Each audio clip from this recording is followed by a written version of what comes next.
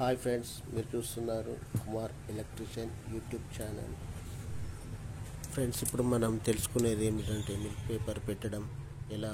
ఈ స్టేటర్కు మాత్రము మనము 12 mm పేపర్, రెడీమేడ్ పేపర్ తీసుకోవడం జరిగింది.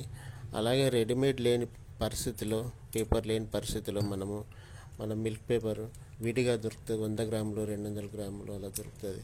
అది తీసుకొని మెల్లగా కడిగేసుకొని నిమ్మలంగా మనం పేపర్ పెట్టుకోవచ్చండి.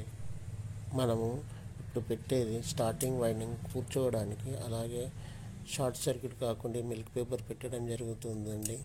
అలాగే కొంచెం దయచేసి ఒక లైక్ చేయండి. చేస్తే మన వీడియో కొంచెం ఎక్కువ మందికి సర్క్యులేట్ అవుతుందండి. వీడియో నచ్చినట్టయితే దయచేసి సబ్స్క్రైబ్ చేసుకోగలరు. ఇంతకుముందు కూడా మనం వీడియో పెట్టడం జరిగింది. అలాగే వైండింగ్ ఎలా కటింగ్ చేయాలి అనేది పెట్టామండి.